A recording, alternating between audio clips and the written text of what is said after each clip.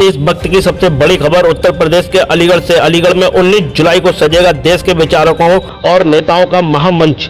सशक्त पंचायत जैसे महत्वपूर्ण विषयों पर होगा राष्ट्रीय मंथन। अखिल भारतीय पंचायत परिषद के संयुक्त तत्वावधान में आयोजित इस राष्ट्रीय कन्वेंशन में देश के 15 से अधिक राज्यों से 100 से ज्यादा प्रतिनिधि शामिल होंगे।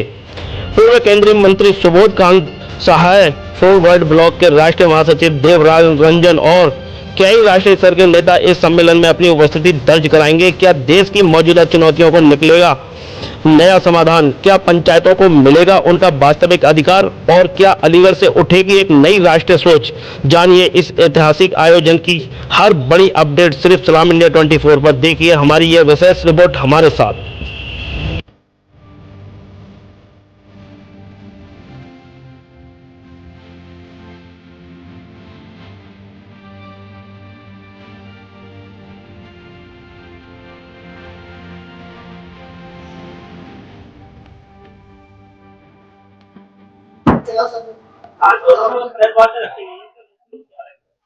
देखिए 19 जुलाई को सुबह 10 बजे से अखिल भारतीय पंचायत परिषद एवं आजाद हिंद सभा द्वारा एक राष्ट्रीय कन्वेंशन कैसे पंचायतों को सशक्त किया जाए और आज की परिस्थितियों के ऊपर एक सम्मेलन हो रहा है। उसके बाद 4 बजे से अखिल भारतीय पंचायत परिषद की राष्ट्रीय कार्यसमिति महासमिति की बैठक होगी, जिसमें हिंदुस्तान के सारे प्रदेशों से डेलीगेट इसमें भाग ले रहे हैं।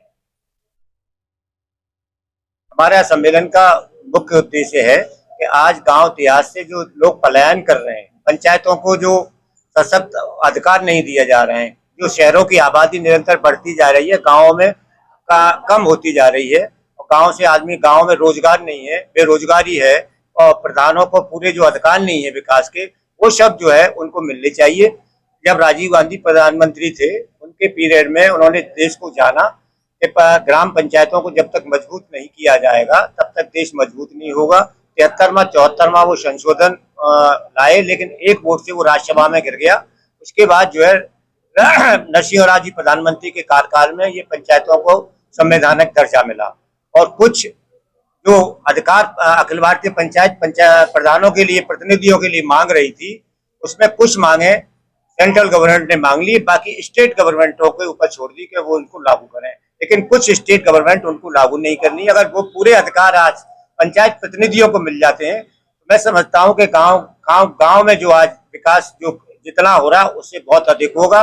गांव में अच्छे स्कूल होंगे, गांव में शिक्षा होगी, लाइब्रेरी होगी और बच्चों के लिए खेलने के पार्क होंगे, तो गांव का आदमी शहर की तरफ पलायन नहीं करेगा। हम चाहते हैं कि जो तीसरी सरकार जो है गांव जो बेसिक इकाई है, आज देश की जो रीढ़ की हड्डी है, वो सशक्त और मजबूत हो। और इस पंचायत परिषद के जो गठन हुआ था 1958 में, इसके संस्थापक स्वर्गीय बलवंत राय मेहता जो गुजरात के चीफ मिनिस्टर थे और लोकनायक जयप्रकाश नारायण जी जो एक देश की आजादी से लेकर के डेमोक्रेटिक सिस्टम तक उनका एक अपना जो योगदान रहा है, वो इसके संस्थापक थे। आज इसके जो वर्तमान अध्यक्ष हैं पूर्व केंद्रीय मंत्री भारत सरकार श्री सुबोध कांत जी हैं। सारे लोग 19 तारीख को यहाँ पर पंचायतों के संबंध में एक निर्णय करेंगे, आगे की पंचायतों के सशक्त मजबूत किया जाए। और ये हमारे डॉक्टर राकेश सक्सेना जी हैं, ये राष्ट्रीय सचिव हैं, ये हमारे प्रदेश के उपाध्यक्ष हैं आपके बंटी योगेंद्र सिंह बंटी, ये राजा राम आनंद जी हैं, ये भी हमारी पंचायत से जुड़े हुए हैं, राज्य मंत्री स्टेट का दर्जा मिल चुका है। ये आर्य भाई हैं हमारे, ये भी हमारी पंचायत से जुड़े हुए हैं। ये अवनीश कुमार जी हैं, ये हमारे प्रदेश सचिव है, ये भी हमारे साथ जुड़े हुए हैं। ये प्रशांत चौहान है। आज पंचायत परिषद पूरे उत्तर प्रदेश में सक्रिय रूप से सभी लोगों के सामूहिक से मजबूती से काम कर रही है। आप सभी लोग इसमें, मैं कहूंगा कि सभी पंचायत से जुड़े हुए लोग इस सम्मेलन में धर्मपुर कोर्टयार्ड में प्रातः 10 बजे आए और पंचायतों को सशक्त मजबूत करने के लिए सम्मेलन का टाइम प्रातः 10 बजे स्टार्ट कर देंगे हम लोग और 1:30 बजे, फिर उसके बाद 4 बजे से राष्ट्रीय कार्यकारिणी। आजाद हिंद सभा और अखिल भारतीय पंचायत परिषद के संयुक्त तत्वाधान में ये राष्ट्रीय कन्वेंशन हो रहा है। पंचायत परिषद के बारे में ठाकुर गोविंद सिंह जी ने विस्तार से बताया है। हमने आजाद हिंद सभा इसके साथ में इसलिए जोड़ा है जो देश के सामने आज की तारीख में वर्तमान चुनौतियां हैं। सुबह का जो कन्वेंशन है वो उस टॉपिक पे है कि देश के समस्त वर्तमान चुनौतियां और नेताजी सुभाष चंद्र बोस का भारतीय समाजवाद और सशक्त पंचायत। तो जब देश आजाद हो रहा था और देश की आजादी की लड़ाई चल रही थी, तो गांधी जी हो या सुभाष जी हो, सबका मानना ये था कि हिंदुस्तान का एक बड़ा हिस्सा जो है वो मजदूर और किसान है, और आजादी के बाद जब तक मजदूर और किसान आर्थिक रूप से सशक्त नहीं होंगे तब तक इस देश की असली खुशहाली नहीं होगी।